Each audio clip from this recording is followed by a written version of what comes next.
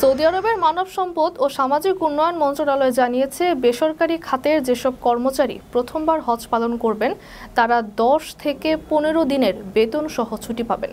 এ ছুটির মধ্যে ঈদুল আজহার ছুটিও অন্তর্ভুক্ত থাকবে। হজ মৌসুমের আগে প্রকাশিত এক বিবৃতিতে মন্ত্রণালয় বলেছে, এ ছুটি একজন কর্মচারীর চাকরির মেয়াদে মাত্র একবার পাওয়া যাবে।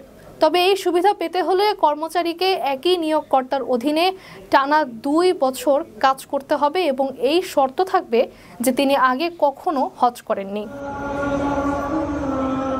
মন্ত্রণালয় জানিয়েছে, সৌদি শ্রম আইন অনুযায়ী কর্মচারীদের তাদের চাকরির মেয়াদে একবার হজ পালনের জন্য বেতন সহ ছুটি নেওয়ার অধিকার রয়েছে। তবে নিয়োগকর্তারা তাদের প্রতিষ্ঠানের কার্যক্রমের চাহিদার ভিত্তিতে প্রতি বছর কতজন কর্মচারীকে এই ছুটি দেয়া হবে তা নির্ধারণ করতে পারেন। মন্ত্রণালয় আরও জানায়, এই নীতি কর্মক্ষেত্রের চাহিদা এবং শ্রম চুক্তির আওতায় কর্মচারীদের অধিকারের মধ্যে ভারসাম্য বজায় রাখার জন্য প্রণীত হয়েছে। প্রতি বছর হজ অনুষ্ঠিত হওয়ার কথা আগামী 4 জুন থেকে 9 জুন 2025 পর্যন্ত, যা চাঁদ দেখার ওপর নির্ভরশীল। ইতিমধ্যে সৌদি আরবের বিভিন্ন অঞ্চল এবং বিদেশ থেকে হজযাত্রীরা মক্কায় এই বার্ষিক ধর্মীয় সমাবেশে যোগ দিতে শুরু করেছেন।